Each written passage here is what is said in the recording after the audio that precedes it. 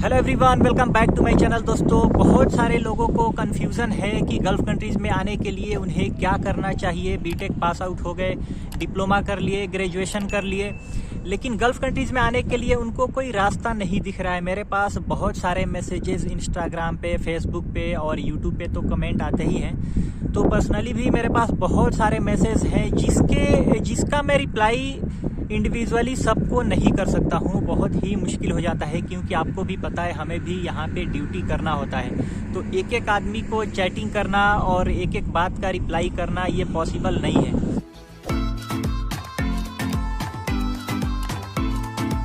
तो दोस्तों, बहुत सारे लोगों का कमेंट आ रहा है जिसमें ये पता चल रहा है कि बहुत ज़्यादा कन्फ्यूज़न है यहाँ पे आने को लेकर के। तो यहाँ पे कैसे जॉब मिलेगा, क्या करूँ, कुछ समझ में नहीं आता है। इसीलिए मैं ये वीडियो बना रहा हूँ ताकि मैं आपको और ज़्यादा एक्सप्लेन कर सकूँ। तो दोस्तों, मैं आपको 3 तरीका बताने वाला हूँ, 3 रास्ते बताने वाला हूँ जिससे कि आपको यहाँ पे आने के लिए हेल्प मिलेगा। अब इसमें सबसे पहला जो है वो सबसे आसान भी है, सबसे मुश्किल भी है। सबसे पहला जो तरीका है कि आपका अगर यहाँ पे कोई रिलेटिव रहता हो, कोई जान पहचान का रहता हो, तो हो सकता है आपको वीज़ा भेज करके बुला ले। तो दोस्तों, अगर कोई जान पहचान का है, किसी को बुला लिया, तो उनके लिए तो आसान है, लेकिन बाकी लोगों के लिए बहुत ही मुश्किल है, क्योंकि यहाँ आने के लिए ये तरीका उनके लिए फेल हो जाता है। अब जो दूसरा तरीका है वो ये है कि आपने ऑनलाइन एप्लीकेशन जैसे डाउनलोड कर लिया, नौकरी गल्फ हो गया, naukri.com और इंडीड हो गया, और इसके अलावा जो मॉन्स्टर हो गया। तो इसमें जो सबसे अच्छा रिस्पांस आता है वो नौकरी गल्फ और naukri.com, ये दोनों गल्फ कंट्रीज़ के लिए बहुत अच्छे एप्लीकेशन है। तो इसको भी डाउनलोड करके रखे रहिए, लेकिन ये बहुत ज़्यादा स्लो प्रोसेस है। यानी इस पे आप अप्लाई करेंगे लेकिन कोई भी आपको रिस्पांस जल्दी नहीं आएगा। जो भी रिस्पांस आएगा ज़्यादातर फ्रॉड वाले कंसल्टेंसी आपको अप्रोच करते हैं, क्योंकि उन्हें पता होता है कि आप फ्रेश हैं और जॉब के लिए जॉब सर्च कर रहे हैं। तो इसीलिए आपको वो लोग ढूंढेंगे, फ्रॉड वाले ज़्यादातर। तो इसीलिए ये भी जो है थोड़ा सा मुश्किल हो जाता है। तो दोस्तों, अब सबसे जो आसान तरीका है वो यही है कि आपको किसी न किसी कंसल्टेंसी को अप्रोच करना पड़ेगा, वैकेंसी चेक करके वहाँ पे जाना पड़ेगा, और वहाँ से इंटरव्यू देने के बाद अगर अच्छा वाला कंसल्टेंसी आपका इंटरव्यू क्लियर हो जाता है, ऑफर लेटर आ जाता है, फिर वो लोग कंपनी में आपका वीज़ा के लिए प्रोसेस लगा देते हैं, यानी वीज़ा के लिए अप्लाई कर देते हैं। अब आपको करना क्या है, सबसे इम्पोर्टेंट बात यही है कि आपको क्या करना है। आपको समझ में नहीं आ रहा है, तो आपको अगर समझ में नहीं आता है क्या करना है, तो मैं आपको तरीका बता देता हूँ। अगर आपको इंजीनियर के पोजीशन पे गल्फ कंट्रीज़ में आना है, तो आपको क्या करना है, अपना पहले जॉब का फील्ड सेलेक्ट करना है। चाहे आप मैकेनिकल से हैं, सिविल से हैं, इलेक्ट्रिकल से हैं, इलेक्ट्रॉनिक्स से हैं, किसी भी डिपार्टमेंट से आप हैं, किसी भी ट्रेड से हैं, तो उसमें भी अलग अलग जैसे जॉब के पोजीशंस होते हैं, उसमें आप सिलेक्ट कर लीजिए। आपको जैसे फॉर एग्जांपल मैकेनिकल में रिफाइनरी हो गया, HVAC हो गया, प्लम्बिंग हो गया, सिविल में भी जैसे रोड का काम हो गया, या इंफ्रास्ट्रक्चर का जैसे बिल्डिंग का काम हो गया। तो ये फील्ड आप सिलेक्ट कर लीजिए और कोशिश कीजिए इंडिया में वो जॉब फाइंड आउट करने का, जॉब सर्च कीजिए। और स्टार्टिंग में आप जैसे पास आउट होते हैं तो कोई भी जॉब स्टार्टिंग में पकड़ लीजिए, आपको बैठना नहीं है। जब आप जॉब पकड़ लिए उसके बाद आप पता कीजिए आपके फील्ड का, यानी आपका जो जिस फील्ड में इंटरेस्ट है, डिजायर्ड पोजीशन जिस पे आप जाना चाहते हैं, उसके बारे में आप पता कीजिए कौन सी कंपनी में वैकेंसी आ रहा है, और उस पोजीशन पे आप चले जाइए और 4-5 साल जॉब कीजिए। देखिए, दूसरा कोई रास्ता नहीं है। अगर आप इंजीनियर के पोजीशन पे ही आना चाहते हैं तो 4-5 साल आपको इंडिया में स्पेंड करना ही पड़ेगा। अब क्या होता है कि आपका 4-5 साल जब एक्सपीरियंस हो जाता है, उसके बाद आप चले जाइए मुंबई या दिल्ली या चेन्नई। ये तीनों जगह में मैं रेकमेंड करता हूँ मुंबई, क्योंकि वहाँ पे अच्छे अच्छे ऑफिस हैं और वहाँ पे गाइड मिलता है, गाइडेंस मिलता है, वहाँ पे लोग रहते हैं। अब कुछ वैकेंसीज आती हैं जिसमें 4-5 साल इंडिया का जैसे एक्सपीरियंस रहेगा, तो वो लोग लेते हैं, लेकिन थोड़ा सा लोअर पोजीशन पे, जैसे सिविल फोरमैन हो गया, या मैकेनिकल फोरमैन हो गया, इलेक्ट्रिकल फोरमैन हो गया, या सुपरवाइज़र हो गया। तो इस टाइप का जैसे जॉब में आप अप्लाई कर सकते हैं। आपने अगर वहाँ पे इंजीनियर का भी काम किया हुआ है इंडिया में, लेकिन यहाँ के लिए फोरमैन या सुपरवाइज़र पे, अगर इंजीनियर पे भी आप एलिजिबल हैं, तो उसके लिए भी ट्राई कीजिए और उस पर एकदम लग जाइए आप। और लगे लगे आपका कहीं ना कहीं काम हो ही जाता है। कभी कभी थोड़ा सा टाइम लग जाता है, लेकिन प्रोसेस तो यही है। स्ट्रगल करना पड़ेगा। एक बार देखिए, अगर आप एक बार गल्फ कंट्री में एंट्री मार देते हैं और आपका एक्सपीरियंस गल्फ में 4-5 साल हो जाता है, फिर आपको नौकरी का टेंशन नहीं रहता है। जब तक आप गल्फ में एंट्री नहीं मारते हैं, आपके लिए गल्फ में आना, आप समझ लीजिए कि एक बहुत बड़ा आईआईटी का एग्ज़ाम क्लियर करना, मेडिकल का एग्ज़ाम क्लियर करने के बराबर लगेगा। एंट्री करना सबसे ज़्यादा टफ है। जो लोग एंट्री करने का तरीका समझ जाएंगे ना, उनके लिए इतना ज़्यादा आसान हो जाएगा। यहाँ आकर के जब रिटर्न आप चले जाएंगे तो आपके लिए मतलब आप किसी भी ऑफिस में जाएंगे, आपका शॉर्ट लिस्टिंग तुरंत हो जाएगा। फिर आपका सिर्फ और सिर्फ यही रहता है कि इतना सैलरी, जैसे 5,000 आपको चाहिए, वो दे रहा है 4,000, तो आप नहीं जाएंगे। बाकी क्राइटेरिया आपका पूरा फुलफिल हो जाता है। जब तक आप गल्फ कंट्रीज़ में दोस्तों अगर आप नहीं आते हैं, इतना ज़्यादा मुश्किल है। मुझे मालूम है, मैं भी एक फ्रेशर था, कितना भाग दौड़ करना पड़ता है मुझे मालूम है। इसीलिए आपको मैं कोशिश करता हूं कि बहुत ही इजी तरीका आपको बताऊं, जिससे कि आप भी गल्फ कंट्रीज़ में अगर आना चाहते हैं तो आपके लिए आसान हो जाए। तो ये रही थी बात कि आप इंजीनियर के पोजीशन पे जाना चाहते हैं तो। लेकिन मैं जो रेकमेंड करता हूँ, मैं अपना व्यू बताता हूँ कि अगर आपको जल्दी आना है तो आप इंजीनियर का पोजीशन मत देखिए। अब मैं आपको बता देता हूँ कि अगर आपको आना है गल्फ कंट्रीज़ में तो 1-2 साल आप आकर के टेक्नीशियन का काम कर लीजिए। और उसके लिए आप इलेक्ट्रिकल से हैं तो इलेक्ट्रीशियन में आ सकते हैं, मैकेनिकल में ऑयल एंड गैस में जाना है, पाइप फिटर में थोड़ा बहुत नॉलेज लेकर के और एंट्री मार सकते हैं। HVAC इंजीनियर में आपको बाद में काम करना है तो स्टार्टिंग में आपको एंट्री मारना है तो HVAC टेक्नीशियन में। इसमें आपको फ़ायदा क्या है कि टेक्नीशियन का काम के लिए बहुत ज़्यादा एक्सपीरियंस भी ये लोग नहीं मांगते हैं, और मांगते भी हैं तो अगर आपने बीटेक या डिप्लोमा किया है उसको आपको हाइड कर देना पड़ेगा। यानी आप मत दिखाइए कि आप बीटेक किए हुए हैं। तो दोस्तों, अगर आप चाहते हैं कि जल्दी से गल्फ कंट्री में एंट्री मारें, और जितना जल्दी आप एंट्री मारेंगे उतना ज़्यादा आपका यहाँ पे तरक्की होता है। यहाँ पे 2 साल का एक्सपीरियंस हो जाता है। उसके बाद अगर आप जा कर के आते हैं तो लगभग आप लाख रुपए तक कमा सकते हैं।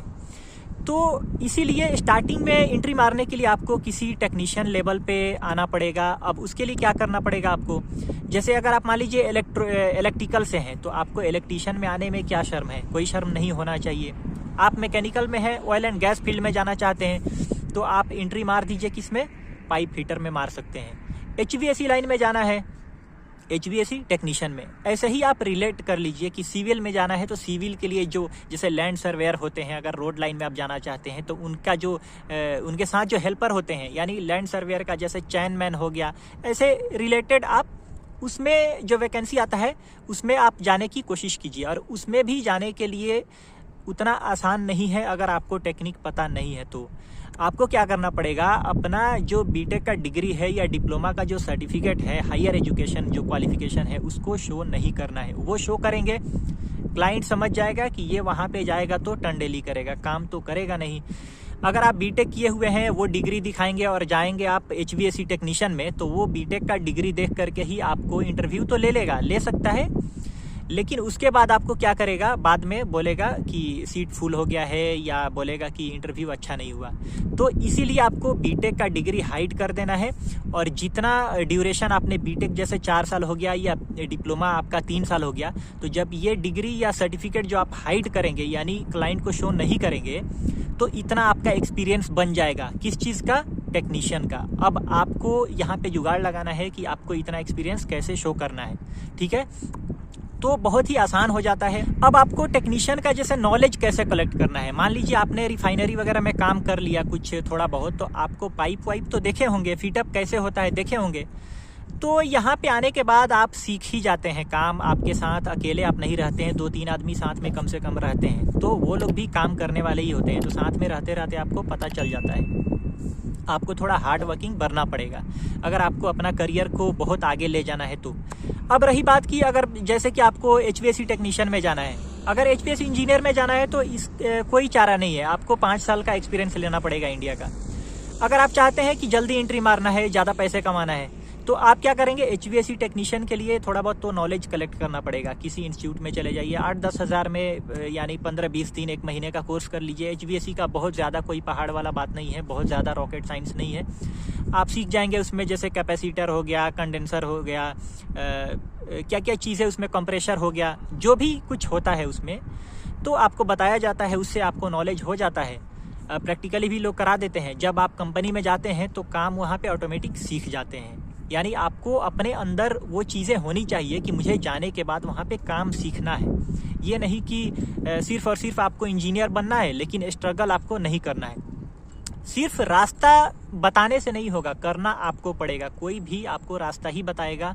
कुछ आदमी हैं जो आपको डिमोरलाइज करेंगे, लेकिन मैंने जो बहुत सारी चीज़ें जो ऑब्जर्व किया है, यही देखा है कि गल्फ में आना बहुत बड़ी बात नहीं है। बस आपके पास इतना तरीका मालूम होना चाहिए यहाँ पे एंट्री मारने का।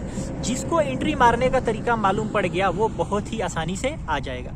अब आप कोई भी टेक्नीशियन का थोड़ा बहुत काम जैसे नॉलेज कलेक्ट कर लिए, जब यहाँ पे आप आ जाते हैं, आने के बाद आपको काम 3 से 4 महीना में आप काम सीख जाते हैं। फिर आप लगते हैं सोचने कि अब मुझे इंजीनियर पे आना है, यहाँ पे तो काम बहुत कोई खास है नहीं। मैं आपको एक अपने दोस्त का कहानी बताता हूँ। वो एक मैकेनिकल इंजीनियर है। जब मैं साइट पे गया था, वो मतलब मेरे दोस्त नहीं थे, लेकिन अभी वो मेरे एक दोस्त बन गए, क्योंकि जब मैं साइट पे गया काम करने के लिए तो एक कंपनी में वो ओमान में ही आए हुए हैं, आज से लगभग 3 साल पहले। तो वो पाइप फिटर में आए थे। तो उन्होंने मुझे देख करके उन्होंने देखा कि मैं क्यूसी का काम कर रहा हूँ, तो उन्होंने मुझसे पूछा कि आप कैसे आए, क्या क्या सब कुछ पूछे। तो मैं भी उनसे पूछा कि आप क्या, तो उन्होंने बताया कि पाइप फिटर में आया हूँ, क्या करूँगा, जॉब नहीं मिल रहा है। तो मैंने बोला कि आपने बहुत अच्छा किया है, कोई गलत स्टेप आपने नहीं लिया है, टाइम बर्बाद करने से कोई फ़ायदा नहीं है, आपने अच्छा किया है। फिर मैं उनसे बात किया 1 साल के बाद, तो उन्होंने उस कंपनी में बहुत ही अच्छा से काम किया, सब कुछ किया। तो मैनेजर को पता चला कि उनके पास बीटेक का डिग्री है। तो जब आदमी मैन पावर कम हो गया, यानी स्टाफ कम हो गया उस कंपनी में, जब वैकेंसी आया तो प्रोजेक्ट मैनेजर ही बोला कि भाई तुम यहाँ पे सुपरवाइज़र का काम करो। अब वहाँ पे जितना भी जैसे हाइड्रो टेस्ट वगैरह होता है ना, ऑयल एंड गैस में जो भी पाइप जो कमिश्निंग होता है, प्री कमिश्निंग, तो जो जितना भी हाइड्रो टेस्ट का जो काम है उनको दे दिया गया। और उसी वो जब आए थे उनका सैलरी था 120 ओमानी रियाल, यानी लगभग 24,000 इंडियन रुपीस।